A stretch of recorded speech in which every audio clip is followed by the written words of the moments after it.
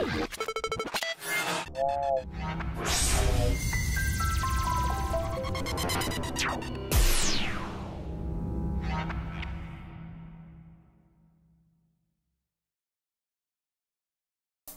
та бидний нэвтрүүлгийг хүлээсэн үү? Та дахиад нэг шилдэг хөлөөмөгчний гайхалтай сэтгэл хөдлөмж түүхийг сонсомоор байна уу? Тэгвэл бидэнтэй нэг хөлөмгийн бестселлер нэвтрүүлэг иргэн ирлээ. Энэ удаа бид дэлхийн шилдэг хөлөөмөгчд болох Лионел Месси, Фрэнк Лампард нарын номыг танд уншиж өгөх гэж байна. Тайлбарлагч Балжинемийн хамтаа яриа, сонирхолтой баримтууд, хэний сонсоогүй нууц мэдээллүүд эндээс задарна. Хөлөмгийн бестселлер нэвтрүүлэг Баасан гараг бүр. Сайн байцгаана үзэгчдээ, та бүхэндээ энэ сайхан өдрийн мэндийг хүргэе. Ингээд хөлөмгийн бестселлер нэвтрүүлгийн шинэхэн дугаар, шинэхэн зочин эхлэхэд бэлэн боллоо үзэгчдээ. Бид та бүхэндээ 2015 оны эхний 3 дугаарыг Лионел Месси зориулж, Мессигийн одоо номыг та бүхэндээ уншиж өгсөн. Тэгвэл яг одоо миний гарт Супер Фрэнк буюу Фрэнк Лампардын ном бол миний гарт байна үзэгчдээ. Мэдээж энэ номыг уншиж өгөхөөр студид манай тайлбарлагч Балжаах маань хүрэлцэн ирсэн байгаа. Ингээд Балжаахтай энэ сайхан өдрийн мэндийг хүргэе. Энэ өдрийн мэндийг хүргэе үзэгчдээ. За ингээд хоёулаа хөлөмгийн бестселлер нэвтрүүлгийг арвижуулсаар л байна. Одоо Сэр Алекс Фергюсонс хэлсэн номнууд маань явсаар өнөөдөр Супер Фрэнк дээр хурж ирлээ. За ингээд Супер Фрэнк Лампард номыг одоо уншаад таны сэтгэл юу ямар байв? Гоё ном болж чадсан байна уу? Сэтгэлээ хуваалцаач. За Супер Фрэнкийн номны одоо ер нь хамгийн оргил үе гэх юм уу, сэтгэл зовоосон, сэтгэл хөдлөсөн үе нь бол одоо ерөөсөө юу л вэ? Тэр Вест Хэмд бол одоо ер нь тэр 3-4 жилиг өнгөрөхдөө бол одоо ямар хэцүү байсан, хүүхэд байхдаа яаж одоо хэцүүхэн дарамт шахалтыг бол одоо туулж гарсан. Энэ нь бол одоо тийм уншихад айгүй утаа байсан. Утаа байсан л та. За манай Балжаагийн хувьд бол ер нь хүмүүсийн нэг тэр болохгүй байгаа юмыг уншиж тэрийг олж авах яг үнэ. Тэгээд Фрэнк Лампард ч өөрөө бол ерөөсөө хичээ зүтг амжилтанд хүрнэ гэсэн нь лооцонтой юм билээ шүү дээ. Өрөөтэй ерөөсөө тэгэл тэрнгөөрөө л ерөөсөө туугаад байдаг ерөөсөө тэгэл хэн чи юу гэж хэлжсэн. Яаж хүн хэцүү цаг он жилүүдийг бас өнгөрөөжсэн. Бид нар ч одоо нэг өмнөх дугаар дээр Месси ста айгүй хэцүү байсан гэсэн гээд яриад байсан шүү дээ. Тэгэхэд өөрхийн наадмууд ч бас жаргаагүй юм байлээ шүү дээ. Тэр Мессигийн насан дээр. Тэгээд энийг бол одоо тэгээд яриад иж болох л байна л та. Тэглгүй яах вэ? Ингээд хөлөмгийн бестселлер нэвтрүүлэг маань үргэлжилж байгаа залуучуудаа бид та бүхэндээ мэдээж нэвтрүүлгийн ахинд уламжлал ёсоор Фрэнк Лампард гэж хин юм бэ гэдгийг товч намтрыг танилцуулчаад тэгээд студид эргээд уулзах болно. Фрэнк Лампардын дугаар бид та бүхэндээ номыг маш амжилттай уншиж өгнө гэдгийг амлаж байна. Ингээд нэвтрүүлэг маань эхэлж байна. Та бүхэн намтрыг хүлээн авч үзнэ үү?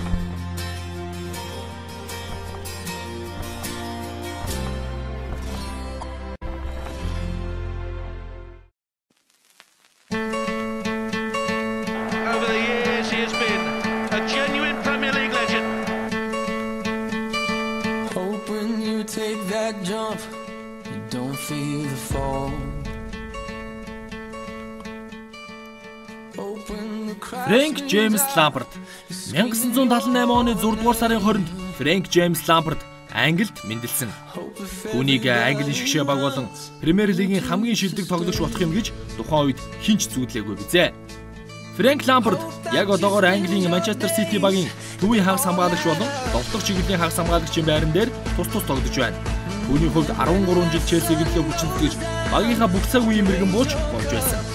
Маш олон спортын сэтгүүлчид болон хөлөмгийн мэрэгчлүүд түүнийг өөрийн үеийн тамирчид дундаас хамгийн шилдэг хагас хамгаалагчдын нэг гэж үздэг юм аа. Түүнийг өмнөх голын рекорд эзэмшигч Бобби Тамлин болон Челсигийн шилдэг тоглогч Джон Терри нартай хамт бүх цаг үеийн шилдэгүүдээр бүгд нэгдэг юм. Лампард өөрийн эцгийнхээ тоглож байсан Вест Хэмээс тамирчдын гараагаа эхлүүлж байлаа. 1997-98 оны үеэр Вест Хэмийн 1-р багт бичиж, дараа жил лигийн тэмцээнд байгаа халдвар оронд оруулахад туссан багийн хамгийн өндөр амжилтаар нэрлэгдэж байлаа. 2001 онд Лампард Лондонгийн Челсид ирсэн нь түүний ирээдүйн их амжилтын баг нь байлаа.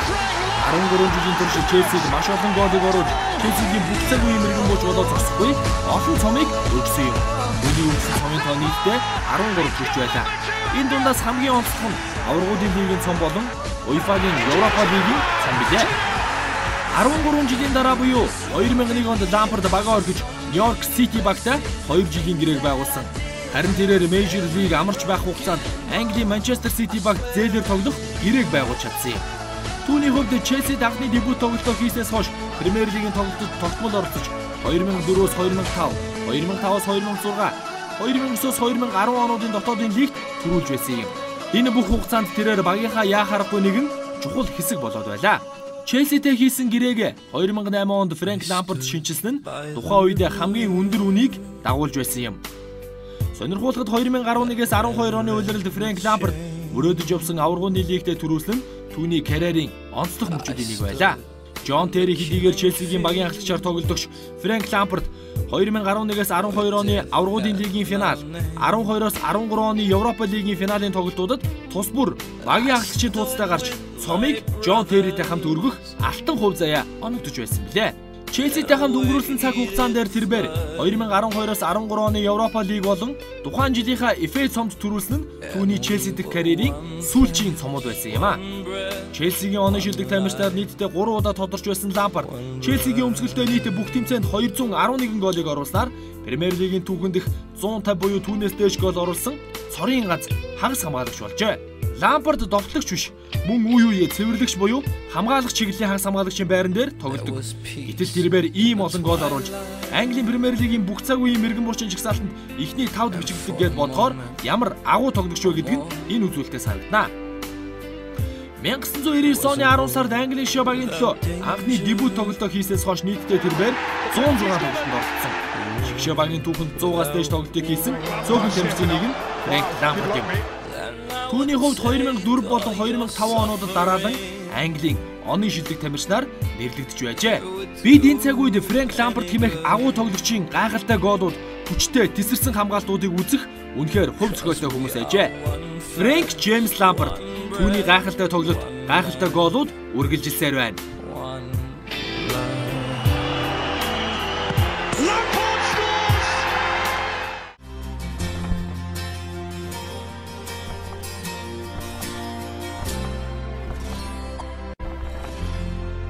Ингээд хөлбөмбөгийн бестселлер нэвтрүүлгээр Фрэнк Лампардыг онцолж байгаа. Фрэнк Лампардын номоор бид та бүхэндээ нэвтрүүлгийг эхлүүлж байна. Сая бүгдээрээ Лампард гэж хинбэ гэдэгтээ товчхон танилцаад өнгөрлөө. За ингээд хоёулаа уламжлал ёсоор нэвтрүүлгийнхаа эхний дугаарыг Лампардынхаа бага насанд зориулах уу та. За одоо тэгэлгүй яах вэ? Фрэнк Лампардын аав нь бол мөн ижлэхэн нэртэй Фрэнк Лампард гэж бол одоо туслах засгажуулагч байсан гэдгээр нь манайхан бол одоо ер нь ихэнх нь сонссон баг. Яг энэ номон дээр өгүүлснээр бол одоо 1975-80 оны Английн хөлбөмбөгийн холбооны FA цомд Вест Хэм 2-3 дахь удаага төрүүлэхэд тэнд зүүн жигүүрийн хамгаалагч 3 дугаартай жирэж явсан нөхөр бол одоо орчин цагийн үеийн Фрэнк Лампардын эцэг Фрэнк Лампард байсан юм байна. Тэгээд өнөөдрийн номны гол баатар хүү Фрэнк Лампард маань болохоор 78 оны 6 сард мэндэлсэн. Тийм учраас 75 оны Английн цомд төрүүлчихэд жаргалтай явах үе, 80 онд Английн цомд төрүүлчихэд бүр мандан бадарч явах үе хоёрын завсар төрсөн. Тэгээ хүү гарсан, хоёр ихчтэй байсан. Тэгээд одоо ингээд одоо өстө жинхэнэ эцэг Лампардын хувьд бол жинхэнэ аз жаргалтай он жилүүд нь хүүн бол одоо мэндэлсэн. За тэгээд эдний гэр бүл бүгдээрээ зүүн Лондонд бол одоо байрладаг байсан. Бүгдээрээ бүр ясмахнаасаа Вест Хэмийг хайрладаг байсан, дэмждэг байсан. Ийм учраас бол одоо ерөөсөө хилд орохдоо баг Вест Хэм гэж одоо хилд орсон. Хилд орсны дараагаар аавынхаа одоо аз жаргалтай байсан тэр он жилүүдийг ороод бол одоо үлгэр лугаа адил бол одоо ороо болгон яриулж өссөн. Одоо та дахид ямар байсан, та цомдоо төрүүлчихэд яаж ийсэн, аав нь соосонгүй Английн гişээ гэд 2 удаа тоглоод амжчихсан. Ингээд аав бол ерөөсөө хүүгээ хөлбөмбөгчин болгохоор бол ерөөсөө зоригшуулсан. Ээж нь бол одоо энэ асуудлыг дэмжсэн. Англи ээжд бол одоо Фрэнк Лампардд бол хамгийн их нөлөө үзүүлсэн хүн бол одоо нөгөө хүргэн ах бол Харри Реднап, Тоттенхэмийн засгажуулагч, түүний хүү 5 насаар ах Жими Реднап, одоо тэгээд нөгөө Супер Фрэнкигээс чинь 5 насаар ах Жими Реднап. Ингээл ерөөсөө Фрэнк Лампардын хувьд бол одоо хөлбөмбөгчин болох ерөөсөө тэр нь бол тодорхой болж ирсэн. За мань хүнд бол одоо өмнөх дугаарынхаа Лионел Месситэй дахиад харьцуулахад бол одоо тийм байглаас заяасан тийм амар авиасын нэг төрлийн бол одоо байгаагүй. Ерөөсөө нөр хөдөлмөр хичээл зүтгэл одоо ер нь тэгээд өөрөө хөлбөмбөгийн орчинд өссөн, төрсөн нэм хүүхэд бол одоо хөлбөмбөгөөс өөр сонголт бол одоо байгаагүй болоо да гэж би бол одоо номыг уншаад бол тэгж бодсон л доо. За тэгээд ингээд ерөөсөө хүүхэд насандаа бол одоо байсгаад нөгөө Хүрхэн хар ирээд напын гэрт очно гэдэг бол одоо үнэхээр аз жаргал байсан. Гэртний яваад очингууд 5 ах жим ирээд нап янз бүрийн хөдөлгөөн хуралт муралт сурцсан дэрийг хүү Фрэнк Лампард дээр туршиж үзэл нөгөөдгөө чинь туршлагын дулаа болгоол тэгэл хуурж өрөөл одоо жонглердож өрөөд одоо нөгөө манайхан чинь нэг хүүхдүүд нэг бүжиг сураал нэг брейк гэл бидний үеч одоо байлаа ш. Тийм хөдөлгөөн сурж гин трийг хий бүгдээрээ энэ төр гал дагаж хийгээл ингэдэг. Ерөөсө Лампардын баг амьд үзүүлэн багш нь бол ерөөсө Ливерпулийн алдар төлөвлөгч Жимирэд нап байсан. За Харри Реднапыг бол манай үзэгч мэдж байгаа тийм сая Тоттенхэмийг тасгалжуулж байгаад Queen's Park Rangers-ыг сая тасгалжуулж байгаад саяхан одоо халагдаад одоогийн байдлаар ажиллагаа байгаа тэр хүн шүү дээ тийм манай үзэгч одоо зургийг харж байгаа баг. Тэгээд ерөөсөө Лампард тэгж явж байгаа л тэгээд West Ham-ийн хүүхдийн одоо клубт бол одоо яг харьяалагддаг. Тэгээд ерөөсөө яг тэр хүүхэд байх наснд нэрээс ганцхан зүйлийг гайхаж онцолж би бол одоо уншихад тэр дээр бол ерөөсөө ингэж байна. За. Лампардын 7 хоногийн хөтөлбөр бол ерөөсөө амар шахуу юм байна. Нэг дэх өдөр сургуулийнхаа багт тоглоно. За. Хоёр дахь өдөр West Ham-ийн актемд хичээллэн. Гурав дахь өдөр Тоттенхэмийн актемд хичээл. Давхар. Дөрөв дахь өдөр Арсеналын актемд очиж хичээллэн. 5 дахь өдөр нь дахиад сургуулийнхаа тэмцээнд тоглоно. Тэгжитэл хагас санд нь яг тэр нэг дүүргийн нэг хөөрхөн хүүхдийн баг байгаа. Тэр сургуулийнх нь багаас өөр. Нөгөө 3 актемаас өөр. Тэрнийх нь одоо ёстой нөгөө цэнгэлд хүрэл нөгөө Аптон парк гэж тэр үед нэрлэдэг байсан. Бараг Аптон паркийн хүүхдийн баг гингүүд нөгөө чинь дахиад шуугаа ороод. Лампард бол ерөөсөө тэгэл 7 хоногийн бараг нэгэнд нь амраал тэгэл бусд нь бол ерөөсөө ёстой нэр шоргож унтлаа тоглож ийсэн л одоо юм билээ хүүхэд байх та. Тэгэхээр юу юм бэ те болж байгаа. Зөвхөн West Ham гэлтгүү бас ардлуудаа хараад яваадсан байна те. Arsenal Tottenham тоглоно гэдэг чинь бас ирээдүгийнхаа юг. Ерөөсөө тэр чинь хүүхдүүдэд тийм боломж Англид бол бас олгодог байсан юм байна. Тэгээд тэр тийм боломж олгоод тэгээд энэ дээр бол одоо ингээд жишээ аваад ярих дөнгөж түрүүний 7 хоногт би одоо Tottenham-ийн одоо галзаад гарч ирж байгаа нөгөө довтлогчсон хэн биш Harry Kane-ийн зургийг сая Оросууд өөрийнхөө сайтн дээр Арсеналын өмсгөлтэй байгааг нь тавьсан байсан. Тэгэхээр би Арсеналын актемд явж байгаа л Тоттенхэмийн актем руу явсан байна да гэсэн чинь аваргууд ерөөсөө ингээ хитэн зэрэглэл ерөөсөө тэгээд тууж явдаг байсан юм шүү дээ. Чи одоо энэ Лампартаас ингээ харж яах вэ? Тэгээд Лампарт чинь ерөөсөө тэгээд дандаа чи дасгалжуулагчийн хүүхэд ихээр ингэж байгаа юм уу гэж хүүхдүүдэд шоглуулаад ерөөсөө тэгээд зарим газар очих юм бол чи Жимигийн дүү гэдгээр ингэж байгаа юм уу нэтэр ингэж ерөөсөө хаваад дарамтлаа ерөөсөө нүүр дом сургууль бид нар нэг юм байсан шүү дээ. Багшийн хүүхэд ихээр юу ч хэлж чадахгүй мөртлөө багшийн хүүхдийг бөөндөөний дандаад үздэг. Тийм байсан биз дээ. Тэ? Багшийн хүүхдгээр энэ онц сурж байгаа ингээд онц сурсан ч нэр хүндгүй байдаг байхгүй багшууны хүүхэд. За дамаа тэгээд ээж аав нь багш нь ангийн багш уу, анги өдөрцөн багш уу бүр тэрнтэй яриач хэрэггүй. Энэ багшийн хүүхд болохоор ингэж юм. Манай анги 10 жил болж байх. Манай ангийн нэг хүүхд, манай ангийн хүүхдийн ээж нь багш, тооны багш. Гэхдээ өөр ангийн багш. Тэгээ нэг өдөр шалгалт авах гээд ороод ирэхгүй юу? Нөгөө зүгээр томилогдоод тэгсэн чи манай ангийн нэг дэггүй сахилгагүй нөхөр одоо ч өнөөдөр баяраа ямар авах нь тодорхой л доо гэж хэлээд нөгөө ээж нь сонсоод за тэгээд өстэй байхгүй. Тэр коридорт гараад алуулсан.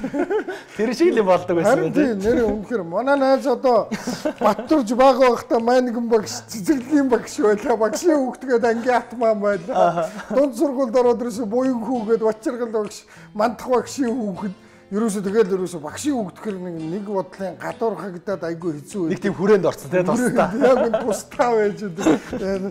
Супер Фрэнкийн мэн тийм байсан юм байна. Юу супер West Ham-д бол өстө бүр хамгийн байж болох үний сонсмооргүй хараалын эзэн байсан баг. Алдаа гаргах юм бол тэгэл ерөөсө шаагилдаад хэдэн талаас нь хүүхэд багт нь дарамтлагдаг гавь явуулахт нь энэ одлоо аавынхаа нэрээр ингэж байгаа гэх.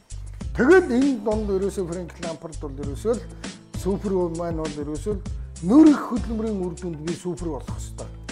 Өөрийнх нь бас нэг хэлсэн нэг ийм үг байна лээ над дээр чинь. Намайг улсууд нөрөх хөдөлмөрөөрөө хөлбөмбөгчин болсон гэж хэлэхэд бол би бол дургүй. Бас дургүй. Надад хөдөлмөрлөх нөрөх авьяас бол заяасаа Наад чи харин өстой гоё үгүй шүү. Харин гоё үгүй. Тийм байна. Энэ бол ерөөсөө бас миний амайг бас тахилж байгаа байхгүй. Тийм Би байна. нөгөө нэг ингэж хэлдэг штэ.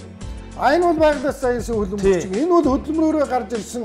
Одоо энэ бол заяат төрмөл таримл гэж ингэж хоёр хуваах гэдэг. Тэгсэн чинь юу тэр таримл гэдэг нэрийг чинь авахын тулд таримл болохын тулд бас нөрийг хөдөлмөрлөх авьяасаараа бас авьяас надад бол байгаа. Ерөөсөө ингэж явж исэн. Тэгээд одоо лампартынхаа хувьд бол одоо тэгээд цааш нь одоо ярих сонир сайхан юм бол зөндөө бий. Тэгэлгүй яах вэ? За би бас сая лампартын тухай бит хоёр нэвтрүүлгээ хийж байгаа учраас лампарттай холбоотой мэдээллүүдийг нэлээд ухлаа. Гой материалууд зөндөө байна. Ялангуяа сая Челсигээс явахт нь бол хүжээний эмчнэр маш одоо уйтгарч гуниг тавцсан гэдэг нь дамжиггүй. Тэгээд Челсигээс явахгүй байсан шалтгаануудыг хоёлоос дараагийн дугаараар ярих нь тодорхой тийм. Тэгэхээр ямар ч байсан Челсид өнгөрүүлсэн цаг хугацаатай нь холбоотой маш сонирхолтой нэг миксийг бүгдээрээ бичлэгийн цуглуулгыг үзчихээд тэгээд студид эргээд уулзсан. Энэ Where you go гэдэг дуун дээр айгүй гоё тийм микс байна лээ. Тэгээд ер нь бол их сэтгэл гоё ирсэн үед үзэх юм бол баг уйлахаар тийм гоё бичлэг бол байлаа. Ингээд тэр гоё бичлэгийг хөдөлгөөн үзчихэд хөлбөмбөгийн бестселлер нэвтрүүлгээ өргөжлүүлэх болно.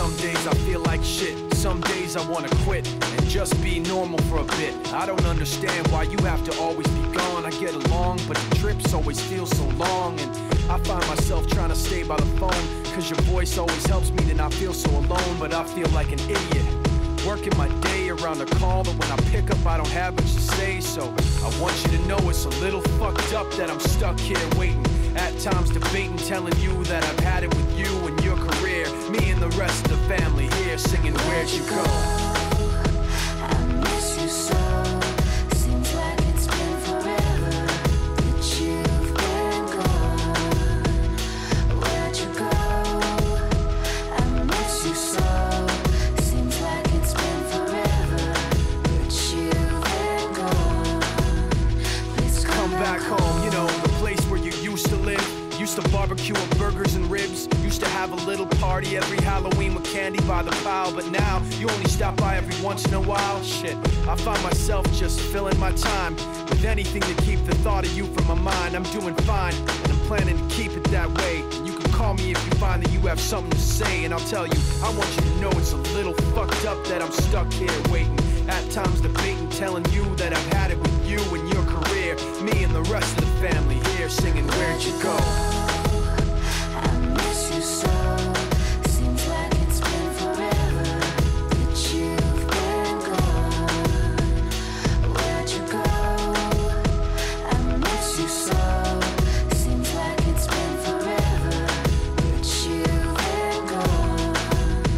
Please come back home. I want you to know it's a little fucked up that I'm stuck here waiting, no longer debating, tired of sitting and hating and making these excuses for why you're not around and feeling so useless. It seems one thing has been true all along. You don't really know what you got till it's gone.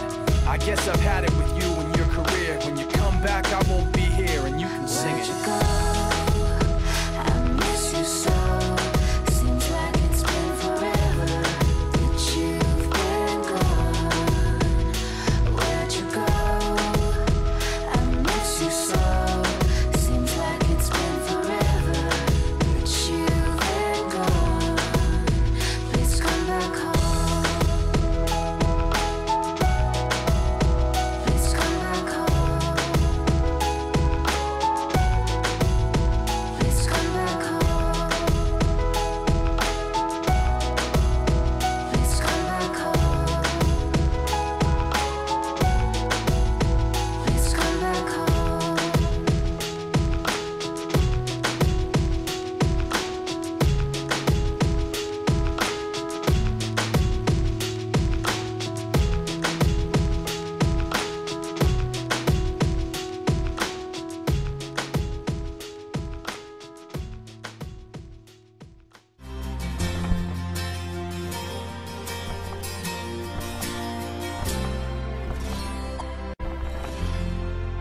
Ингээд хөлбөмбөгийн бестселлер нэвтрүүлэг маань үргэлжилж байна. Мэдээж бид Super Frank номыг бол та бүхэндээ уншиж өгж байгаа. Бага насны тухай яриа маань дугаар 1 дээр бол явж байгаа үзэгчтэй. За тэгээд West Ham-д маш сонирхолтой байдлаар, сонирхолтой гэхээс илүү эвгүй байдлаар өс төрнжсэн залуу маань яаж одолсон цаашдынх нь үйл явдлыг. Ерөөсөө энэ чинь ерөөсөө тэр од болох болтлоо бол ерөөсөө яагаад ч хөө. Ерөөсөө тэр юу тэр од мод гэж бол одоо дотроо л өөрийгөө л од болондоо л гэж бодоод байгаа учраас хинч тэрнийг бол ерөөсөө одын нүдээр бол ерөөсөө бүр огт харж исэн түүх байхгүй зүүн Лондон. За. West Ham зүүн Лондон гэхээр одоо би бас тайлбар дээр хэлдэг штэ юм. Энэ дээр бол одоо зүүн Лондон манай энэ Баян зүрх амгалангийн одоо баг л гэсэн үг Улаанбаатараар ирэх юм бол.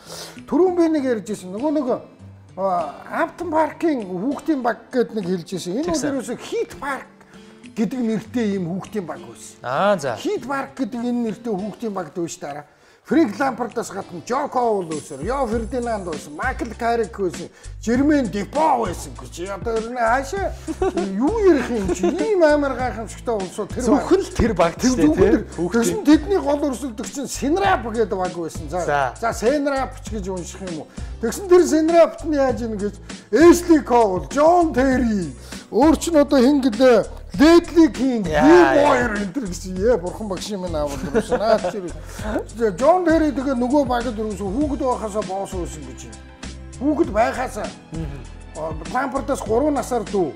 3 насаар дүү нэг муу ацаа тэр нөгөө Senrap багийн өрөөсө лидерүүдийн нэг байсан. Өрөөсө бүр тэр лидер зам бол өрөөсө анханасаа бүр өрөөсө төрөлхийн John Terry-д бол өрөөсө заяатсан.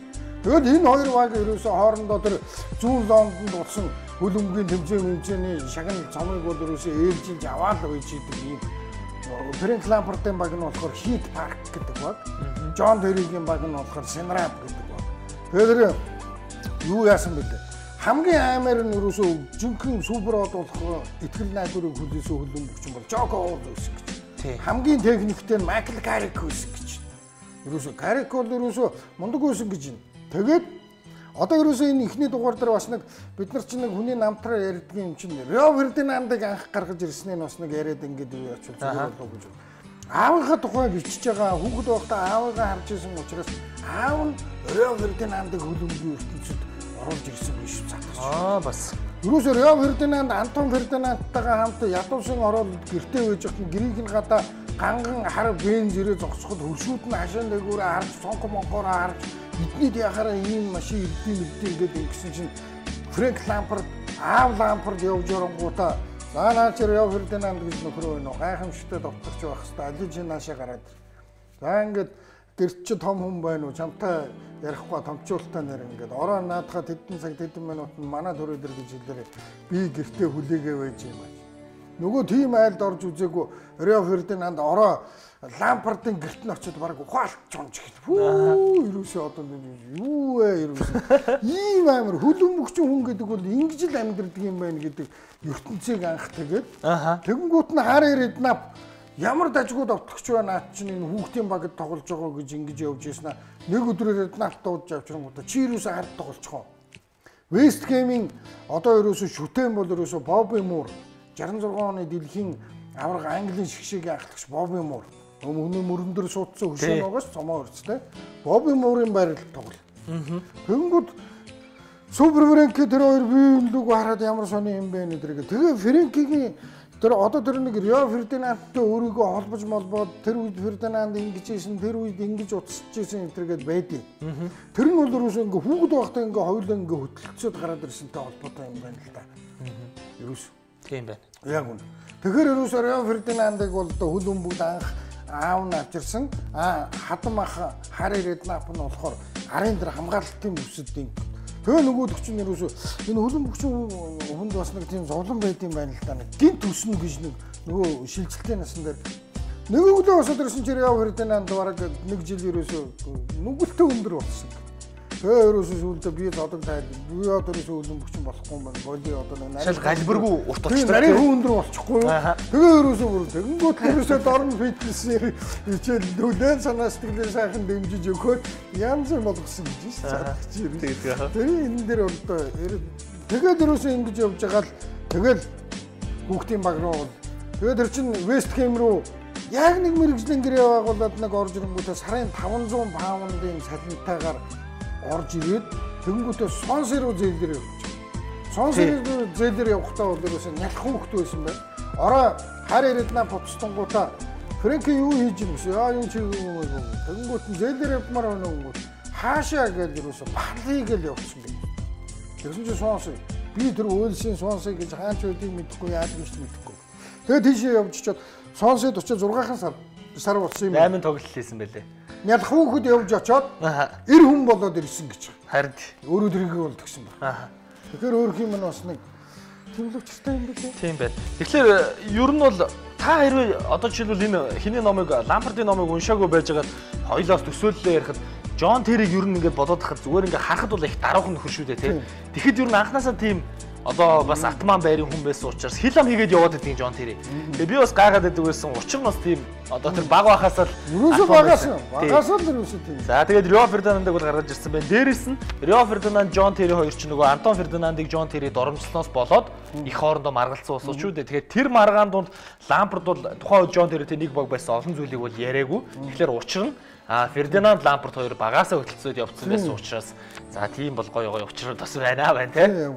Тэгээ ерөөсөө тэр хоёр багийн өрсөлддөг гол өрсөлддөг хоёр багийн нэрийг уншингууд өнөөдрийн Премьер лигийн хөрхөн одод тийм харин яалтчгүй тий. Яалтчгүй ингээ хоёр багтсан ингээ үйдсэн байт юм бил. Тийм. West Ham актен бол үнэхээр гахалтай ярих юм байхгүй. Дандаа том тоглогч нар байдаг. Дандаа одоо ганц зугаал тоглогч нар тамирчтай байдаг. Тэгэхээр бол үнэхээр ярих юм бол юу аах вэ? За тэгээд ерөнхийдөө 1-р дугаар маань төгсөж байна уу?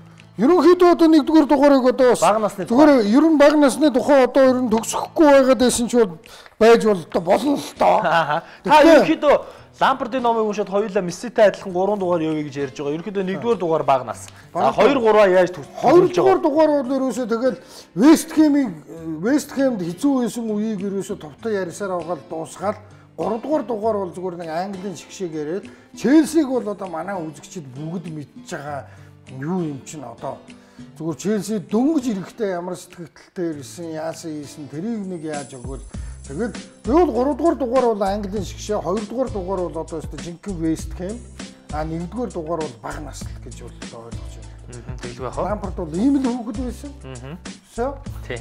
За ингээд Фрэнк Лампард гэж агуу ирхэм Фрэнк Джеймс Лампард гэж одоо тамирчин бол манай үзэгчид сайн мэдж байгаа. Ерөнхийдөө яаж хөл өмгчин болсон юм бэ? Ямар гой замыг туулсан юм бэ гэдгийг бид хоёр ярина. Мэдээж манай үзэгчид ихэнх одоо амжилтуудыг нь гоолуудыг нь мэдж байгаа учраас бид хоёр хөшгөний цаана болж байгаа үйл явдлыг ярих нь манай нэвтрүүлгийн хамгийн гол зорилго байдаг шүү дээ үзэгчдээ. Ингээд хөл өмгийн бестселлер нэвтрүүлгийн эхний дугаар маань энд хүрээд өндөрлөж байна. Та бүхэн дараа 7 хоногийн баасан гарагт дараагийнхаа дугаарыг хүлээн авч үзээрэй. Мэдээж Супер Фрэнк Лампард номыг дараагийн дугаараар илүү сонирхолтой байдлаар уншчих болно үзэгчдээ. Ингээд дараагийн дугаараар уулзлаа. Түр баяртай. Үзэгч та бидний нэвтрүүлгийг хүлээсэн үү? Та дахиад нэг шилдэг хөл өмгчний гайхалтай сэтгэл хөдлөмж түүхийг сонсомоор байна уу? Тэгвэл бидэнтэй нэг хөл өмгийн бестселлер нэвтрүүлэг иргэн ирлээ. Энэ удаа бид дэлхийн шилдэг хөл өмгчд болох Лионел Месси, Фрэнк Лампард нарын номыг танд уншиж өгөх гэж байна. Тайлбарлагч Балжинемийн хамтаа яриа, сонирхолтой баримтууд, хэний сонсоогүй нууц мэдээллүүд эндээс задарна. Хөл өмгийн бестселлер нэвтрүүлэг Баасан гараг бүр.